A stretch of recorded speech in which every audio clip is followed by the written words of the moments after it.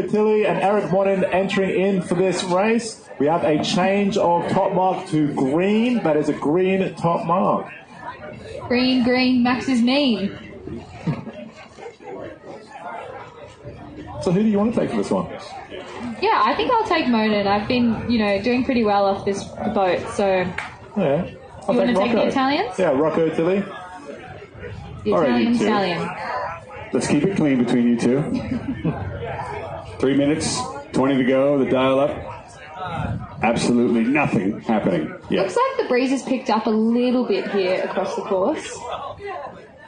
Yeah, I would agree. I think this sea breeze is really starting to come in really nicely, and I think this right-hand side is definitely going to start to pay a little bit more. We saw quite a few leaders come from the right-hand side, so left-hand turn around the bottom, around for the second lap, and off you go to the right-hand side. You two have made progress. I'm proud you're agreeing on something. It's a very good step. I'm learning, Tucker. I have to give him something sometimes. So it looks like you've exited out of the dial-up. Why don't you do that? So I'm just going to try and run away from you, and it looks like you're trying to keep up, but you're not doing the best job just yet. That's right, there's more to come. I'll catch you up. So sometimes the pre-start can look like a bit of a dance. Are you any good at dancing, Zach? No, I don't think so, unfortunately. Oh. We're seeing a photo of... You put it away very quickly.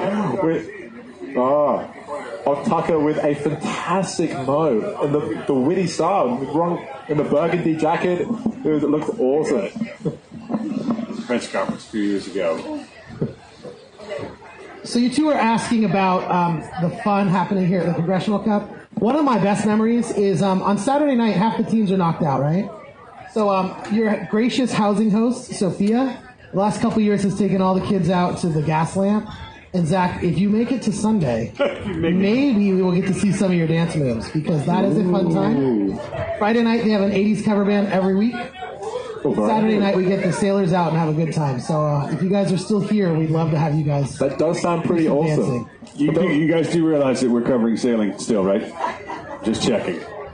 Well, sailing, dancing, same thing. And we see quite a bit of dancing happening off this pier as well. With Monin coming down and trying to protect that kind of zone inside here, and Tilly just kind of calming it down, just timing his attack. You don't have to be rushed. You've still got about a minute left on the clock, so it's a lot farther right, isn't it? The breeze? Yeah, we've had a big shift to the right here. Monin's coming nice and close to the boundary. Oh, everyone wave at Rocco's bowman. He's waving at you.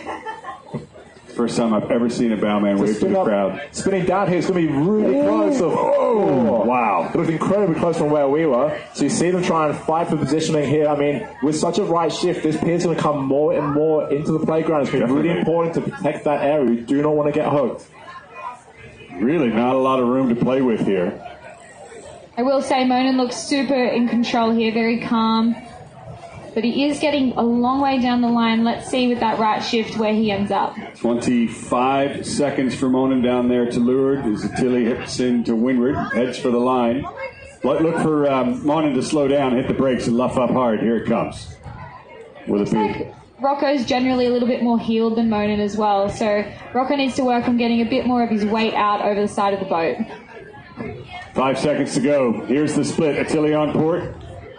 Rough tack there, though, to get the jib in. Meanwhile, Monin winds up for the line. Both boats a little slow to get up to full speed, and it's a split. And I like, even though Tilly was a little behind the 8 ball there, I like where he's headed breeze-wise. So does Monin, and he'll tack and stay with him. I agree. I think line of breeze out there. I think Rocco did a better job of getting up to speed there, whereas Monin was a little bit slow to wind up and then did a bit of a downspeed tack. So we'll keep a bit of an eye on them. They're going to the green mark. They're going to the green one. And something interesting about Monin's team is there's a husband and wife duo. Oh, the whole family's there. Yeah. Oh, and his brother as well. Wow, it's a whole family affair happening right there. I believe his son was also at the club as well. Well, actually, that their child sailed the Congressional Cup when his wife was pregnant. Really? So they've had everyone in the family. Would that be the youngest competitor at the Congressional Cup?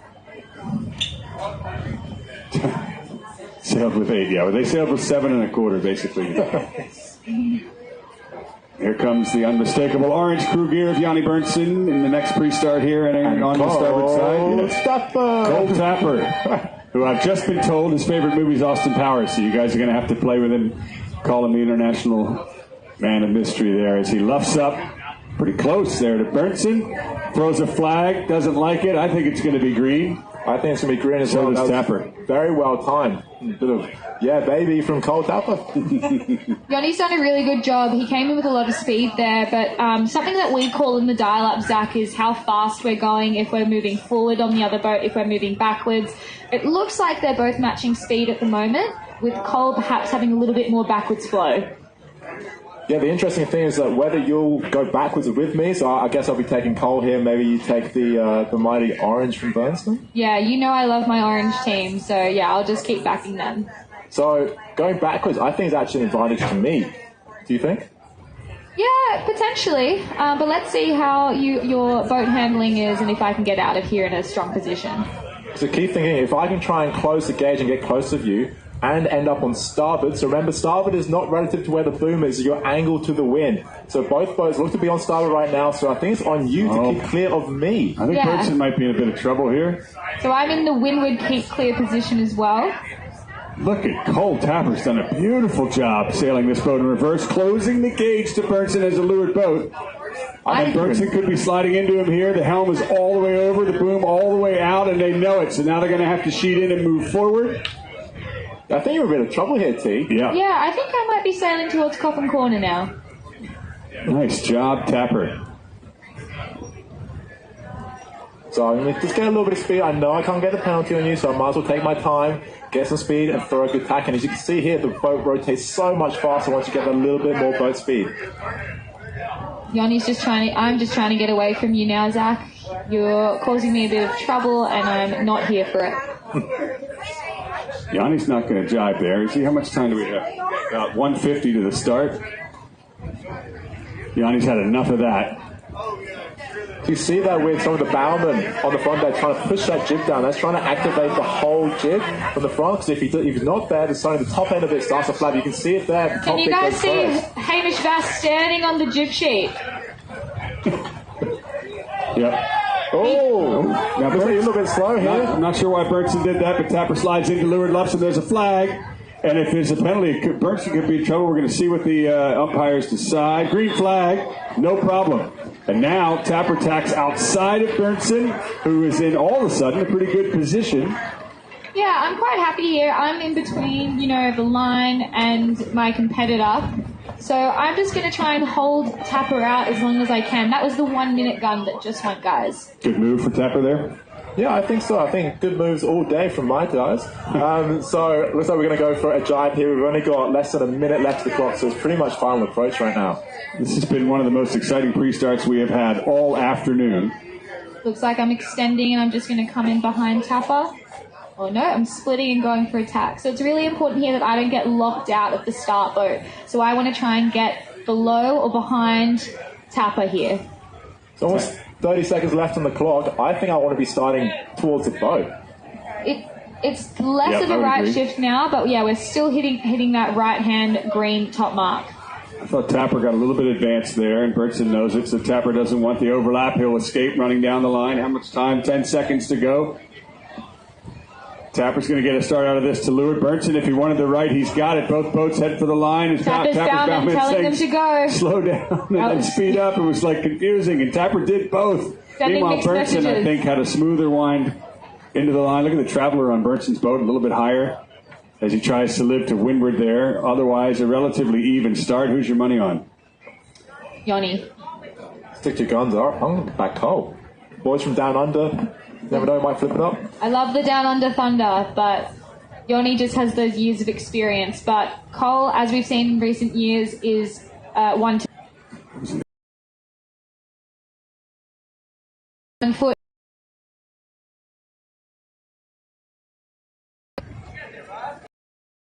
And as Monin looks to hold off Attili into the leeward gates, and in a few seconds we'll go back into the pre-start. If you look at your sheet here, this is the Pooh match. Poole and Hood. And that should be pretty good, because I don't think Hood has lost a match yet today, and Poole has. This should be a big fight between these two teams, and you've got the reigning champion on port, so a little bit of a disadvantage, which is great because we like to put the champion under a little bit of pressure. Meanwhile, Hood has everyone behind him here at the Belmont Pier, the Long Beach Yacht Club representative. We're into the dial-up as Hood backs that jib. I like that move. It just gains a bit of gauge to windward before he stops. Trouble real quick at the leeward mark for Monin Spinnaker. The kite not all the way down, the jib not all the way up, and definitely not in. That's going to open the door for Rocco Attili, who sails off to the left-hand side. This is where the lake sailor in Monin is a disadvantage. Yeah, if I was Rocco, I'd probably be tacking back and covering Monin while he's slow. He's still not quite up to speed. It's almost like she knows what she's doing. Zach, what do you think? That's why she's on the team. So coming back to this match here between Hood and Poole, do you think they know all each other's secrets because of the training camps they've been doing? That's a really good question. I wonder if they all have like typical moves, and if we watch, there's something similar every time. Or do you reckon they're playing mind games in the camp before and start to maybe give up some secrets? They're like, hey, maybe we're not so good at this, but actually they're really good at it and they're just trying to play into it. They've been sandbagging this whole time. I love it. Nothing like a little bit of drama on the race course. Do you think they have any wages on this race, Tupper? I don't think they have any wages. I think the only thing that counts is the $20,000 of cash prize at the end of the day for first place here in the Congressional Cup. That sounds lovely. Hood's got 2 lengths to the leeward, just enough to get a jibe in and have a go at Poole, who's probably going to cross here comfortably. And this is a very textbook match race pre-start right now. We got 2 minutes to go, plenty of time. Shoulders down on Poole. He just takes a quick look over at Hood. He knows exactly what he wants to do, and it's not to jibe. He's just going to let the clock run out. One down off of the pier there before jibing, likely. I have no idea because we can't see them anymore. Yeah, they're running away from us. They can hear us talking about them. When you guys are in a situation like this, do you play the waves that come off the umpire boats? Is that a big part of... Because we're so tight in this corner here, and there's 2 boats following these guys. Yeah.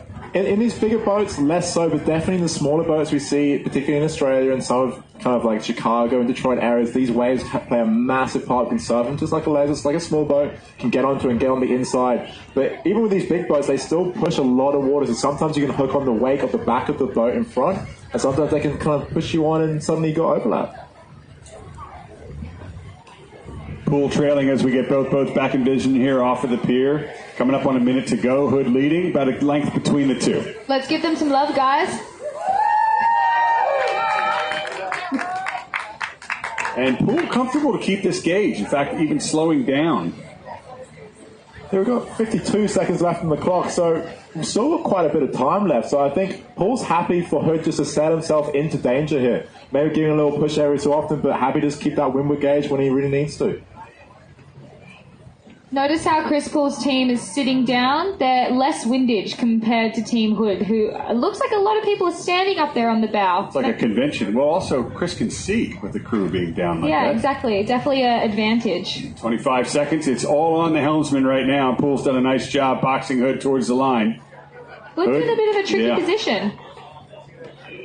This was interesting. So Hood stopped sailing there to try and bait Poole into the hook, and then Poole did not take it, and then went to immediately defend this tack over. So sometimes you can kind of open the door, allow yourself to get hooked if that can suddenly get you back into the race. Hood not looking good. Here comes the gun, rather. And they had to dip down below the line, and Poole has to tack at the pin end. Here's the first cross of the match right here off the line. Hood tacks on the starboard, but he was slow. Now, can he get a piece of Poole? If he can, Poole's just going to lead bow. Yeah, Hood did a bit of a handbrake turn there. He was super down speed. Here's a cross. Oh, that's that? incredibly close. What was that? If it was as close as it looked, that would be penalty Poole. Yep. And it's not. Oh, my goodness. Green flag. So I think what happened there is that Hood was aiming below the boat, which meant that as he altered up, he was given the opportunity to pull to something that he actually can get out the way. So if you're constantly altering, it's quite often a green flag. And Poole gets across. And you just wonder if that was too aggressive. I mean, the Hood was already on the back foot. Now it's time to just kind of settle in and get sailing. But that was a very aggressive move that didn't work. And now he's behind in dirty air with the 2-time reigning Con Cup champion right on his face. Yeah, kind of an all-in move, but maybe not the right one. Tough. Okay, we're going to go back into this pre-start, but real quick, Bernson is splitting at the leeward gates. He's still ahead, but only a length and a half in his match as they head back upwind. That's over Tapper, who splits to the left. Meanwhile, Monin is leading Attili downwind. This will be to the finish. And then finally in this pre-start here, it's Ian Garetta, from the left, and Bjorn Hansen from the right. It should be an interesting match. Hansen's kind of come up the ladder rung a few points today, and he needs it. And Garetta, I don't know how Garetta's done, but I think it's not as well. Hansen's done a nice job of setting himself up nice and close to the Frenchies. So we're trying to stay bow even here, but it looks like the Frenchies are going to fall out of this first. Yeah, I think Ian's really going to need this win on the table. He's only had 2 wins from the round robin before, so it's going to be really important. Every point counts for him to try and make it through into the next round. And someone who lost a few matches yesterday, but has certainly gotten back on top and beaten Chris Poole, is winning again. It's Monin crossing the line. Monin's got to be into second place, I would guess, comfortably. I don't see the scores, but I'm guessing.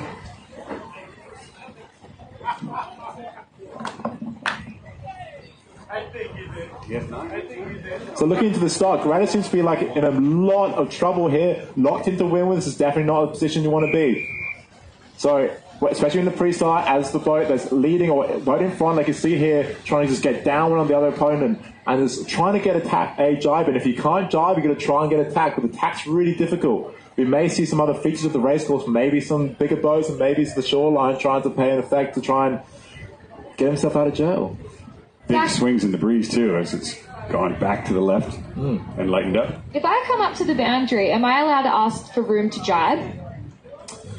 See, it depends. You can only run along the boundary. So if that means that you need to jibe, I have to allow you to jibe, but I don't need to let you go any further. So maybe you can jibe, but I don't have to. That's pretty exciting, especially when you're coming up to a big white lamppost. Yeah, I think us Aussies know all about white lampposts. That is a famous lamppost, as I understand, in Australia. Harry Price's mother came all the way up here to receive an award from James Pleasance in this 25th anniversary of the World Match Racing Tour, and it is effectively known as Price Point. A small lamppost was given to her to commemorate a very expensive repair. And it's working. It turns on. Yep. So see them dancing along this exclusion zone. Not allowed to go in. To me, that looked like you went inside there. Listen, the umpires have to see it. We can't just say it from up here with a fantastic vantage point, but they can't. Yeah, here it is. Inside. Therefore, you get a penalty. Umpires, they don't miss a thing on it. Penalty. There's transom from Hansen went below, between those two buoys. Yeah. This is super frustrating as it is pretty avoidable. I know that I've definitely had my fair shares of, avoidable penalties. Yeah, so one of those unforced errors, something you really can't give away at this level of competition. So, Hansen, maybe we can call him?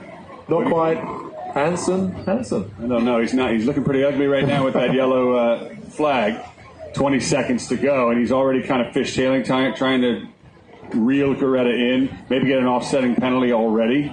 So you see Garetta just dialing down the risk quite a bit here. He doesn't need to risk it. He just needs to be within penalty clearing distance of the other team now. Yeah. So happy to go with him. Yeah, if I was Greta, I just want to be staying close and out of trouble. Hansen's doing too much. And Gretta's just slowly gaining there, keeping clear. It's too aggressive for Hansen. He's pretty angry about that penalty. It's time to just start sailing. I think Garetta's gone really well at the start. Yeah. Looks like he's gone bow forward. Every transition there, he's taken a little bit up and a little bit forward, and he just looks cleaner. I think the stress is getting to the other team. It's like going to a casino. Once you lose a couple hands, you get angry and emotional. That's what we're seeing. We should get Hansen, a casino therapist, there to just. Looking back upwind, it looks like Chris School still has the step up on Dave Hood. There is some nice pressure that Hood's in, though, so hopefully he can hook into that and roll over Chris. I think that's a tall order. Chris looks pretty far ahead to my eye. I said I hope. Yeah. We saw a dummy tack happen in that match as it came off the start line. I think the Hansen is just trying to do anything he can to break that overlap. Anything except breaking the overlap. The problem with dummy tacks is sometimes the skipper throws them without the crew being aware as well. So it can be quite hard to get a nice, powerful tack out when no one else knows what's going on. You hinting at something, Tiana? Yeah, Zach, we need to talk about this offline. Depends on the dummy doing the tacking.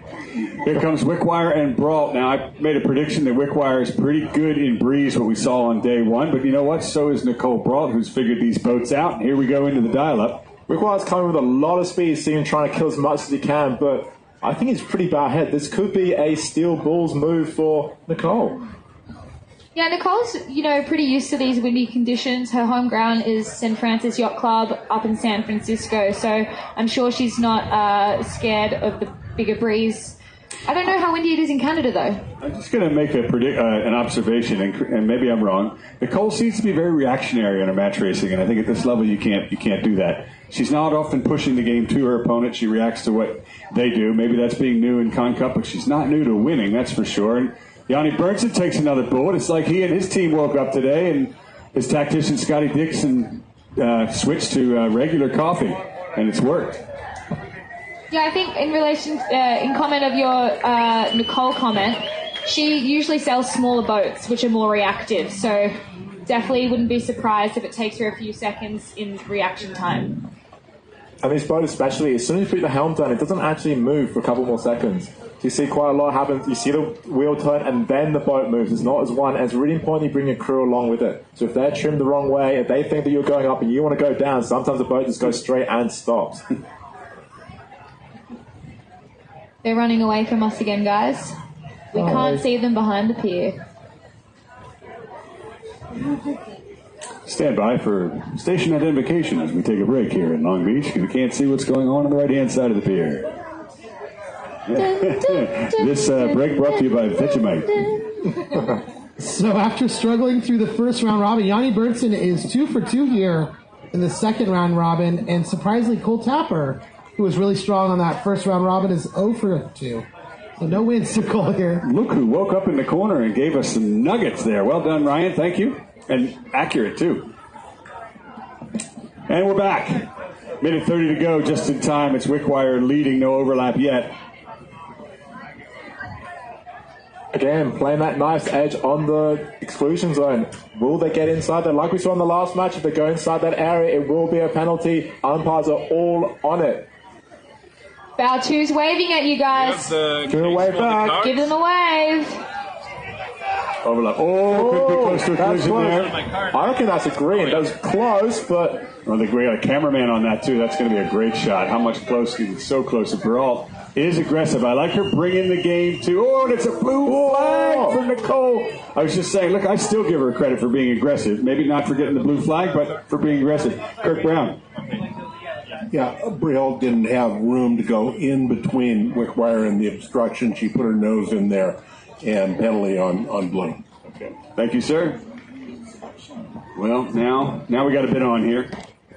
30 seconds to go. Wickwire to leeward, hits the brakes. Brault to windward. Brault with a blue flag penalty. It's not over, though, in match racing, right? Definitely not. You can see both the bowmen waving at you. You can give them a little wave back, but they're really waving at their skippers to tell them to kind of calm down and don't go for the line just yet. Got 22 seconds on the clock, and they're both just right parked on that line. I will say, to James's credit, who's on the bow of Canada, he has been bang on every time. I really trust his ley lines and his, all his calls. I do too. Our time and distance in the figure cup was just bang on with James waving us through.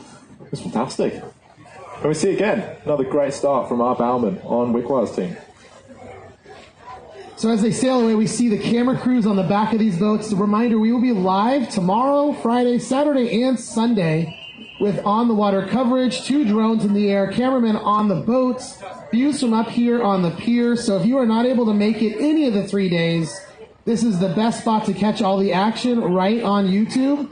We hear that a lot of the spectator boats actually put us online and follow along to what we're saying. So it's going to be a fun weekend of coverage here. Thanks to 1080 Media for coming in all the way from Great Britain.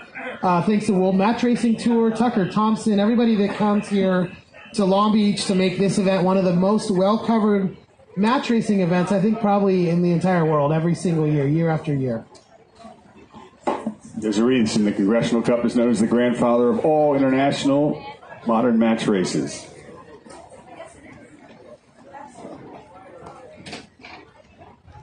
Our local weather girl here has informed us that Goretta leading Hansen, but there's a penalty, and Hansen's got the penalty, and he's, oh yeah, that was from the pre-start there, so Hansen in a tough one there. How's Hansen doing in the scores? He really needs every point if he wants to make the top four. 6-4, and the other ones ahead of him are 7-3, but if he's behind right now with a penalty, that's not going to help. However, a rough spinnaker drop just adds to the, you know what this is? I made fun of him for his age in the press conference, but I'm the only one closest to his age, so I'm allowed to make that joke. This is where Advil starts coming into play. It's just a late afternoon, you know. It's a young person's game. Getting a bit tired, Tiger? Yeah, just getting tired watching. Coming down towards the finish line, that plethora of businesses, Spinnaker, Chris Poole, leading Dave Hood here. Another victory for Poole, it looks like here. Yeah, definitely not good for Hood.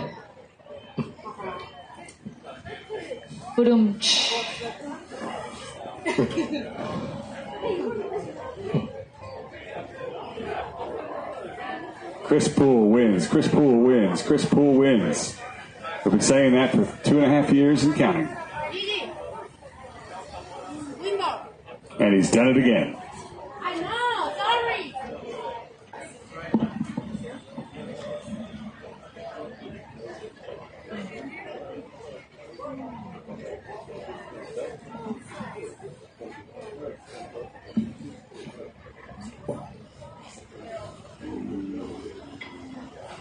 So Chris Poole notches another win. That is perfect here in round robin number 2. Leading out of round robin 1. He's up to 10 wins here after 12 races. So we just had some commentary from the umpires. So 19.2, a continuing instruction comes into play with these orange buoys at the pier here. So what happens is if you start to close the gap, the other boat cannot go inside there. It's rule 11 does not apply. So because they have a continuing instruction and it's put in the same instruction in the notice of race, says you can't go in there, therefore rule 11 does not apply and you cannot put your nose in there, which is exactly what Nicole did, hence why she got the penalty. So it wasn't on because she went inside the instructions, because she went to a gap that she's not allowed to.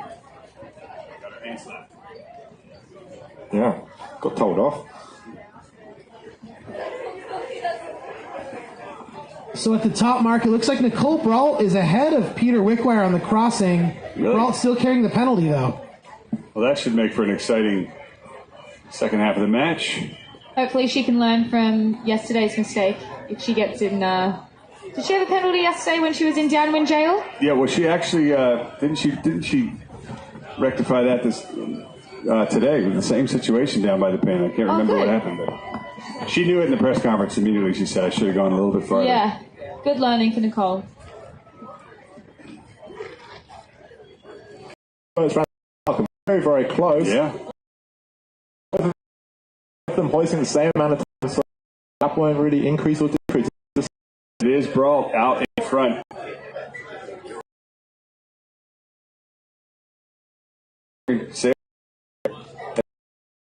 Congressional.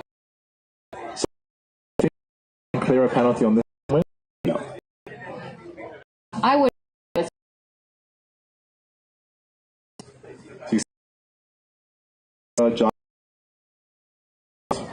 To go into any battles, we don't want to risk another. I've done this before. Time.